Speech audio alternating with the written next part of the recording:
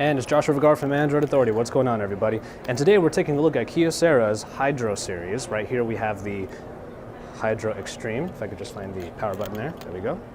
And over on the right side we have the Hydro Edge. Now these are both waterproof phones, hence the name Hydro. Oops, went over to messaging there. And these are coming to prepaid markets in the US in the coming months. This one in particular, the Kyocera Hydro Extreme, is coming to US Cellular even at the end of this week. And what we have here is more of a mid-range phone, sporting a 1.2 gigahertz dual-core processor. It is running Jelly Bean 4.1, which I'll show you right here. I believe we can do the, yep, there you go, Jelly Bean 4.1.2. And the screen on here is a 4-inch screen at WVGA resolution, so obviously with mid-range specs you're not getting too big of a screen, but for many people that's not going to matter. As you can see, it goes through its elements pretty well. It's able to run pretty much everything that Android has to offer, so you will be able to get a good experience no matter what. Coming around the back over here, you'll see the 5-megapixel camera and this more ruggedized, rather, textured plastic back gives it a nice feel. And of course in the hand with a smaller form factor, you will get a nice handling on the phone. This is definitely a far cry from the 5-inch screens that we're seeing this year, but 4 inches for a lot of users is still more than enough for a good experience. This is shock resistant as well as being water resistant, and we're going to show you the waterproofing in a little bit.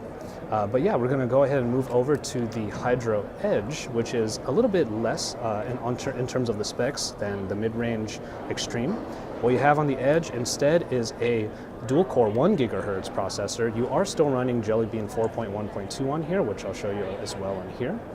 Just kind of tap on the Android version and there it is, Jelly Bean 4.1.2. The battery on this is 1600 milliamp hours as opposed to the 2000 milliamp hour battery found in the Extreme.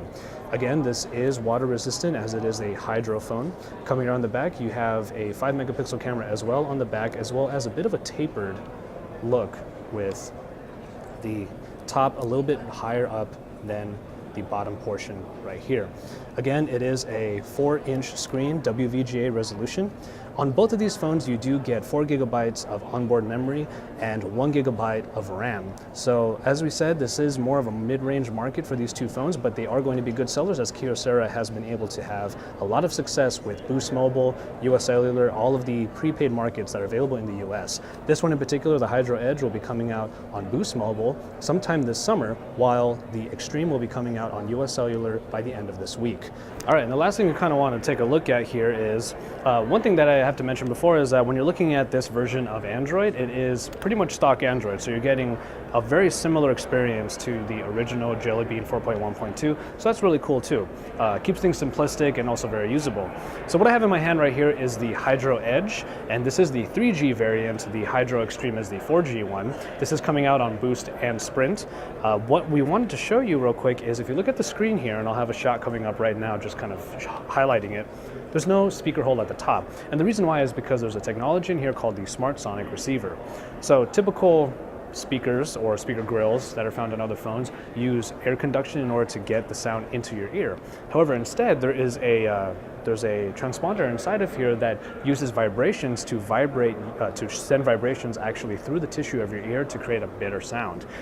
There's not really much of a way to show it to you on video right now, but basically if you have the phone covering your ear, not only are you going to get that air conduction from certain parts of the screen, but also the entire screen will vibrate the tissues in your ear in order to create the sound straight to your eardrums for an even better sound. Whether or not the call quality is better than even some noise canceling traditional phone grills is kind of up for debate, but I will tell you this, when you have the phone pressed up against your ear, it does create a very nice and loud sound.